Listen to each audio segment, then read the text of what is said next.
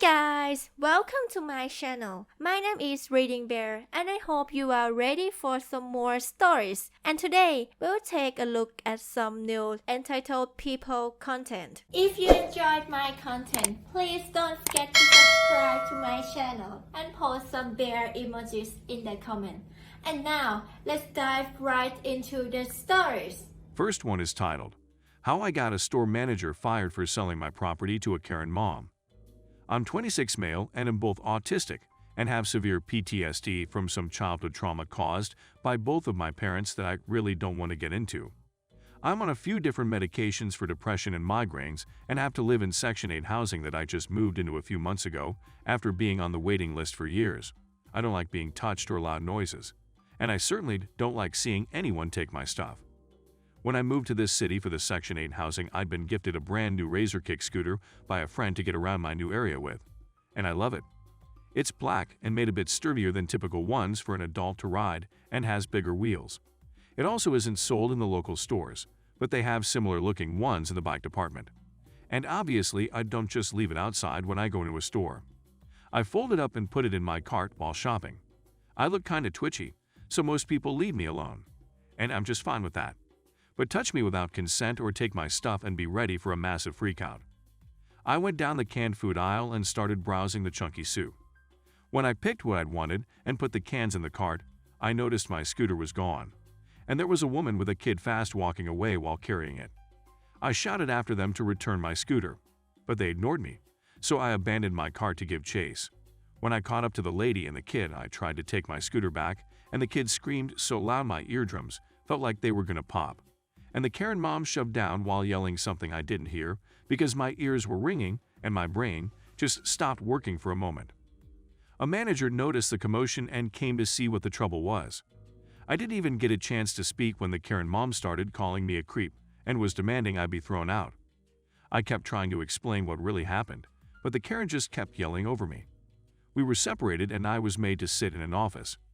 The manager approached me and I asked him where my scooter was, and he admonished me and said it was sold to the Karen, and I shouldn't have tried to take it from the kid when they were just trying to buy it from the store. Then he pointed out he had to give the Karen a discount just because of the situation. I understandably freaked out and told him that the Karen had taken my scooter that I came to the store with, and it wasn't sold there. The manager just looked confused, and I nearly broke down. Then I pulled my phone out and showed him a picture a friend had taken of me with the scooter right after I'd gotten it. The next thing I knew, he was running out of the room. And when he finally came back, he said that the Karen was long gone. I pulled out my phone back out and started frantically calling the police. The manager actually tried to stop me by putting his hand over my phone, and I freaked out from him touching me. He backed off because I'd nearly kicked him and was panicking and saying he'd buy me another scooter from the store. I told him that my scooter was expensive and didn't come from their store, and I wanted mine back. Well, it turned out I had managed to dial 911. Because the police were already listening in on the line and the operator was trying to get my attention. I just told them to send someone over because my property had been stolen. I had to wait for another hour at least while police showed up and then went through the CCTV footage. It clearly showed me entering the store with the scooter and showed the Karen and her crotch goblin taking it from my cart, and the mess that followed when I tried to get it back. I wanted my scooter back, and police had to find the Karen from the camera footage of the parking lot. They found her address by running her plate number they got from the camera footage, and I got to ride in the back of a police car while we went to her apartment. The officer knocked on her door, and I didn't hear the situation because I was still sitting in the back of the car with the windows closed. But the Karen mom looked really angry and eventually brought out the scooter after some back and forth. She practically had to wring it out of her kid's hands. I got let out of the car, and they asked me if I wanted to press charges for assault because the mother had shoved me. She looked ghost white when I said I did want that. But the Karen started crying and begging me. She said that she honestly thought it was something the store was selling, and it was her kid's birthday. I yelled that didn't excuse her stealing from someone else's cart, let alone from a legally disabled man. Her kid was also loudly crying and my ears were hurting again.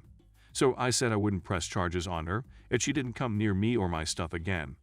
But I wanted something done about the manager at the store for letting this happen, and I was ready to ride my scooter all the way back there. But the police convinced me that it'd be better if I just went home and calmed down. I later learned on my next visit to the store a couple days later that manager was fired over what happened because he already had a few complaints against him and didn't bother to check that the scooter wasn't one of theirs. And the store gave the Karen and her kid a replacement Razor scooter that they had in stock because she'd already paid for one. But she was also banned for 6 months from the store for shoving me and stealing my property. I was also given a $1.50 gift card for some free groceries since I wasn't able to buy anything the day that mess happened. Now every time I go into that store, a few of the employees know me by name. And one actually told a random kid to leave me alone when he asked about my scooter. I certainly keep a better eye now too. I've also since added a name tag on the underside of the scooter with my full name on it just in case this happens again. Next one is titled, "She demanded to be dropped off at her grandmother's private island." I live in a town that sits on the shore of a really big, not great, but still big lake. My friends and I decided a few years ago to buy a boat we could take out onto the open water. None of us are poor, but none of us have a crapload of extra money on the side, so we did it as cheap as we could. We bought a decent boat that was over 30 years old and spent 2 years rebuilding the engine, refinishing some of the interior, and generally getting the thing ship-shape. We were super proud of the fact that we managed to get a fully functional and reliable boat together for a little under $5,000. Here is where the story starts. We were out on the boat on a beautiful Saturday drinking beers and cruising the beaches for girls that might want to ride on our new boat. This is why any straight man owns a boat. We pulled up to a beach and anchored, and eventually a few girls waded out to us to see if they could have a couple of beers. One thing led to another, and they were climbing aboard to head out for a spin. This is when I noticed one of the girls was not really excited to be on the boat. We got to the middle of the lake and started swimming off the boat, having a good time, except for that one girl. My friend asked her what was wrong. She replied, "I don't even feel safe on this piece of crap. That's my grandmother's island over there. Drop me off now." We were hurt that we had put so much effort into the boat, and she dismissed it as a piece of garbage, but whatever it is, kind of a beater. We dropped her off on the island. The dock had over $5 million in boats parked at it. The girl sucked, but Grandma was awesome. She brought us all ashore for beers and food and berated her granddaughter for being such a snob. Little old lady, 80 plus, lives out there alone all summer. We go back to the island all the time to help Granny with the yard work and such, in exchange for hanging out on a private island, but I haven't talked to the granddaughter since. Next one is titled, "They Trashed Their Room and Destroyed a Restaurant." I previously ran a company providing high-level close protection and surveillance. The nature of the industry is that most of the work is contract by contract, so your operatives are usually self-employed freelancers.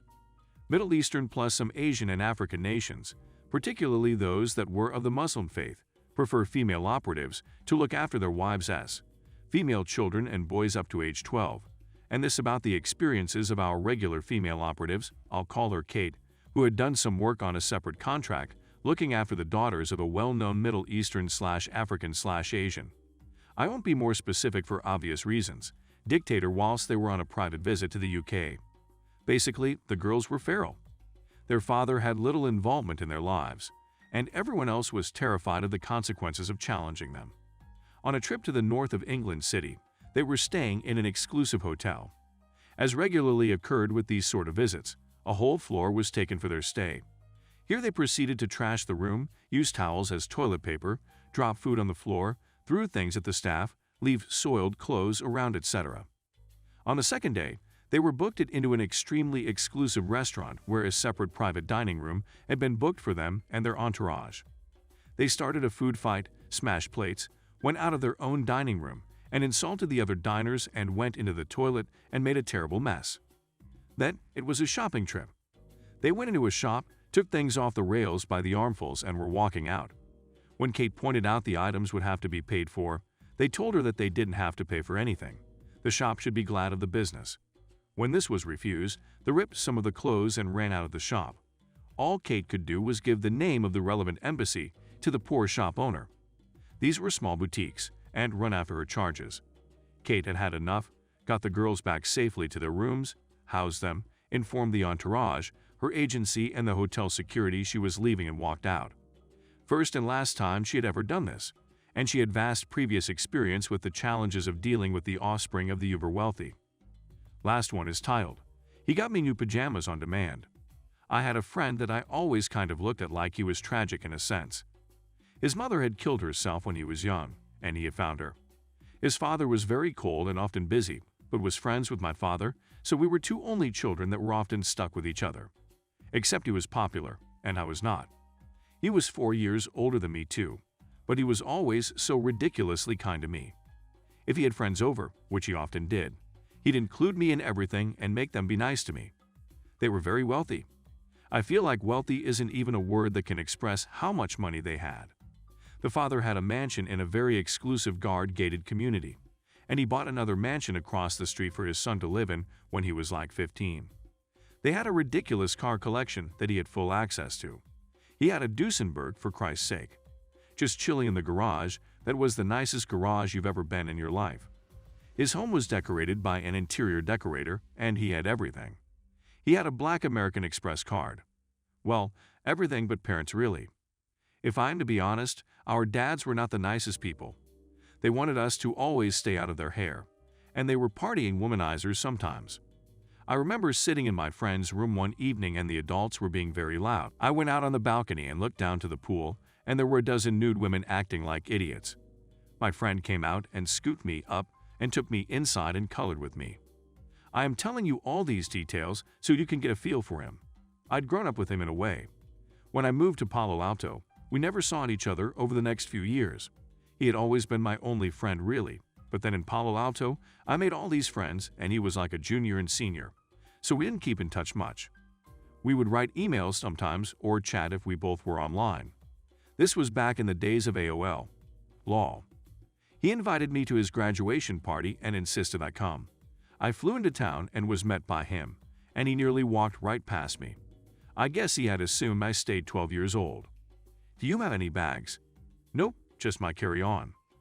He thought that was hilarious, and we headed to the car.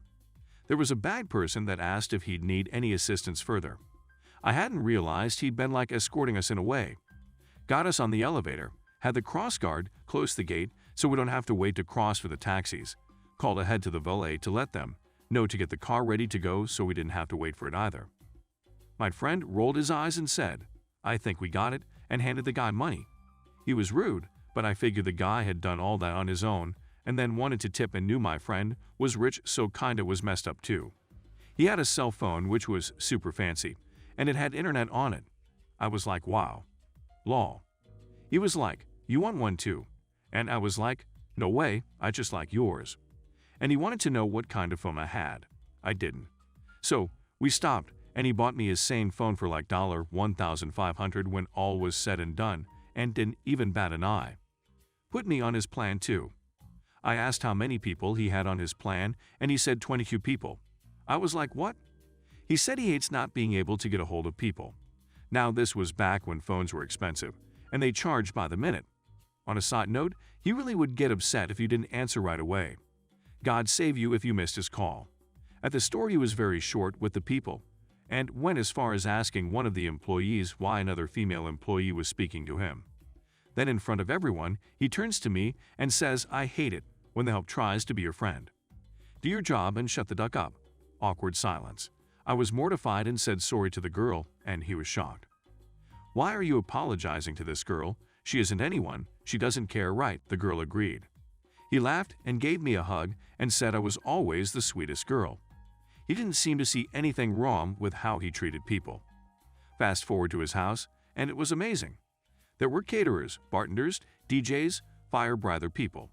Sandy had chipped in. It was a Luau theme. Tiny pineapples with pina coladas in them, a big ice sculpture that was for shots and was his graduating year, real flower lays being handed out by real Hawaiian people, tattoo artists in case you wanted to get a tattoo, a piercer if you wanted a piercing, with all professional equipment from a famous shop, a gigantic fish tank that had been built just for this party. I mean, it was crazy. I was amazed at how it all ran so smoothly, and he just had fun. It's like some of the staff were mind readers, but I figured that's their job. As the night went on, I got sleepy and retired to my room, where there were Hello Kitty jammies on the bed that were kinda small but very thoughtful, and a huge Hello Kitty stuffed animal. When I was a little girl, I liked Hello Kitty. I put on the pajamas, and I picked up my toy and went to go say thank you. I wasn't the most self-aware then. I was like 15 and probably should have worn a bra with the jammies and should have looked to see if my butt was covered. But I wanted to show him I was wearing it and say thanks. I was so innocent and stupid. When he saw me, he grabbed a towel and rushed over and wrapped it around me. "You can totally see your underwear," I was like. "Oh, my bad, it's a bit small." Now, it was like 2:30 a.m. He calls someone over and tells them I need bigger pajamas right now. They looked me up and down and left. He walked me back to my room and I went in and laid down and went to sleep. I awoke to new pajamas on the sofa, as well as a few other things. The bags were from Neiman Marcus. It was like 8 a.m. Did that person work there? How did they buy stuff when they're not open? I put my swimsuit on and went out to the pool. There was an army of cleaning people and landscapers getting rid of the sand, and at least 10 people doing different things to bring the house back to normal. I was surprised no other people were there that I could see though. I later found out he'd have people brought home. They owned casinos, taxis and limo companies, so transportation wasn't an issue. I could go on, but I think you get the gist. Lol, thanks for listening.